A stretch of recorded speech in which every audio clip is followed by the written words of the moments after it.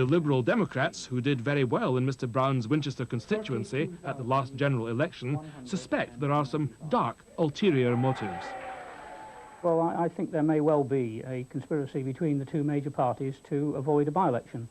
The last election, we took 40.2% of the vote, whereas the Labour Party are a considerable way behind us with only 6.5% of the vote. And I believe that Mr. Brown and his friends and colleagues in the House are attempting to retain that position and not to have a by-election. Well, the BBC's political editor, John Cole, now joins us from our studio at Westminster.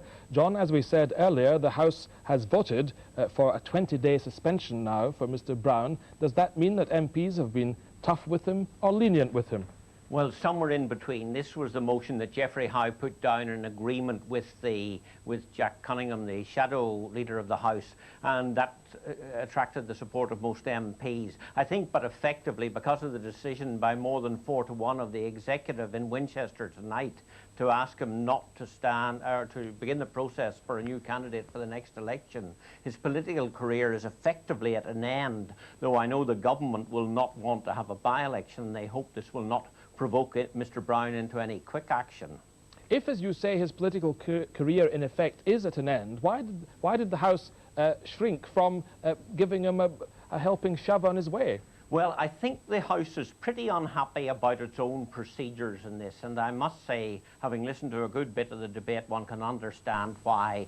It's a thoroughly unsatisfactory procedure. If you read the report, it's full of references to the fact of people, rules that are more honoured in the breach than in actual operation. All over the place, these rules are kind of shady at the edges. Nobody quite knows what they are. People are doing things, they only get brought before the committee if a member of the public complains. So nobody thinks the procedure that was set up in the 1970s is satisfactory, and therefore there's a feeling among some of the members, particularly Conservative members, that there's an element of kangaroo court in it. Now, I don't think there's much personal sympathy for Mr. Brown, except among a comparatively small number of members, because they do think that he broke the rules. But there's a feeling that there, but for the grace of God, go a number of other people who haven't been reported, and that they better sharpen up the rules so that people know what they are and get a better procedure for enforcing them.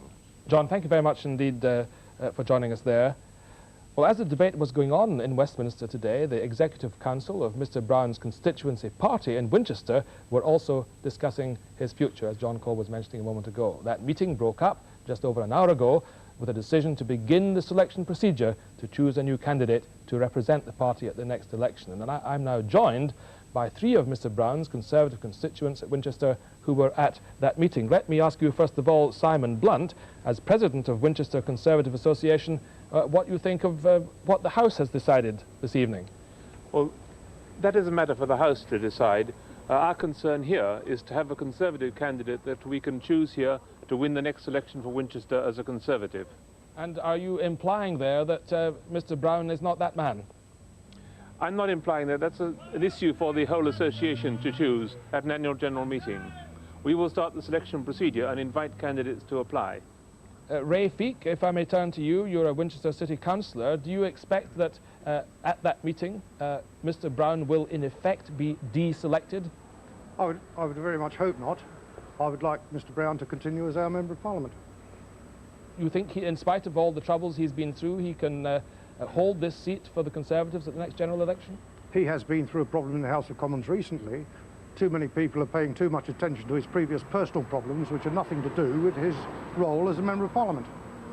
What do you think about it, Andrew Crisp? You're the chairman of the Winchester Young Conservatives. I think it's very much a decision we expected in the House of Commons tonight, but John now has a chance in the selection procedure to put his case and stand on his excellent record. But upon the Executive Council, were 4-1, their mood was very strongly against Mr. Brown's continuing. No, that wasn't passed tonight. They're 4-1 in favour of starting the selection procedure again. There was no vote taken against Mr. Brown tonight. But if the selection procedure is to be started now, presumably with some sense of urgency, what is the point of it if it is going to confirm the status quo and Mr. Brown as the MP? Well, I don't think we can answer that one. We have to wait for the selection committee verdict on whether it's going to vote for John Brown or not. All right, gentlemen, thank you all thank you all very much indeed for joining us. In our Westminster studio now is Paddy Ashdown, the leader of the Social and Liberal Democrats. Mr. Ashdown, I don't know if you joined us in time to hear what your candidate in Winchester saying that the decision by the House of Commons tonight represented a bit of a conspiracy by the two front benches to avoid a by-election in Winchester, which is territory you did well in at the last general election. Is there any truth in that at all, do you think? Well, it's unquestionably territory we did well in the last election, and it's unquestionably the case that the Conservatives don't want a by-election at the moment in Winchester, and that Labour want one like a hole in the head, because they would blow the idea that they're really an alternative government for Britain right out of the water. But I have to say to you that you don't need a formal conspiracy for the two front benches who control the House of Commons to work together whenever their common interest is threatened. I certainly don't believe that there was any kind of conspiracy in that sense, but out of the 640-odd MPs who could have voted tonight, I do not believe either that party advantage and disadvantage did not come into some of those calculations. And I think that is a shame. I think it brings the procedures of the House of Commons into some disrepute. I draw this conclusion that one way or the other we need to sharpen those procedures up, and I think that John Cole was right about that. There are those who take the view, John Biffin is one, Tony Benn is another, that it may well be the case that we have to produce some kind of legislative structure to provide sanctions for this. I don't think that in the end that would be workable. My view has always been quite clear and remains unchanged that the proper thing to do is to control the behaviour of MPs at the start rather than sanction it if they go over the line. And my judgment is that an MP should and must have one duty, one loyalty, that is to his constituents and to the process of legislation in the House of Commons, and we should ban MPs being paid for any other job. Do you think, as John Cole was saying a little while ago, that there is great discontent across the House about rules on this matter, which, as he puts it, are shady at the edges? Yes, I think that's right, and John is correct in saying that the report and the debate tonight reflected that concern. And that's why I think we now come to the conclusion that we must have a better way of handling this. My own view is that John Brown should have done the honourable thing, and the honourable thing was to resign and put his case now before his electorate and find out how they feel. And you say that without any hint on your own part of party self-interest? Well, I'm sure, John, I'm sure you're right to identify that I might have party self-interest in it, but it's still the view that I take that an MP who has so clearly broken the rules of the House in this matter, in a matter which brings their own personal integrity into question, I'm not making a judgment about that at the moment, then I think the right thing to do is to make sure that that is put to the people whom he or she serves, and that's their constituents. But at the end of the day, the only way in the future that we're going to put matters right is not through a tighter system of courts or legislation. I think that would prove unworkable. At the end of the day, my view is that we should make a quite clear judgment, and that is that members of Parliament should not have other jobs than being a member of Parliament. That's the way they work the system in the United States, and I think it'd be safer if we work that system in Britain too. Paddy Ashdown, thank you very much indeed for joining us. And that's all we've time for on Newsnight tonight, but join us again tomorrow if you can at 10:30. Till then, from me and everyone on the programme, a very good night to you.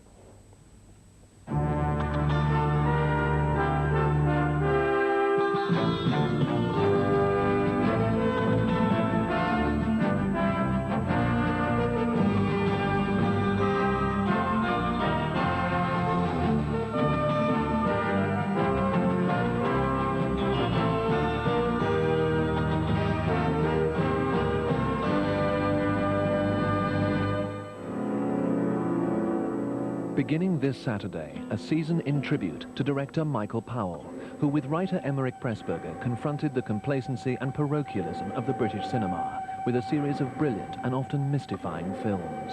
In a matter of life and death, all Powell's and Pressburger's strongest themes come together.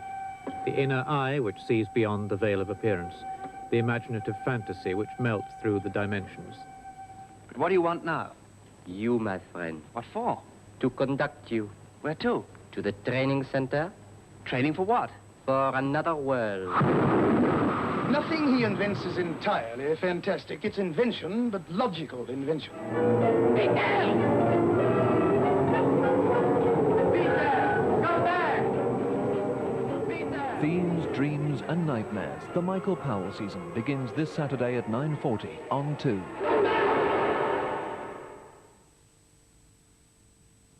Now on BBC Two, some of the finest musical performances recorded live in the Late Show studio over the past year. Late music.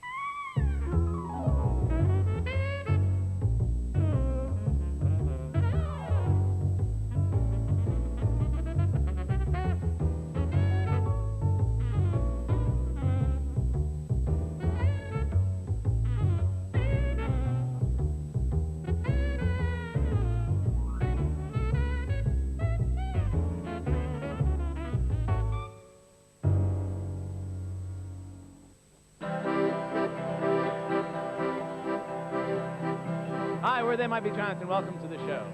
Right now the Late Show is on the air. Right now the Late Show is on the air. Because no other is on the air. Right now the Late Show is on the air.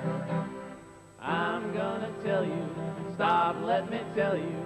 Wait, let me tell you. Listen while I tell you. Hey, I'm gonna tell you why it's there. Right now the Late Show is on the air.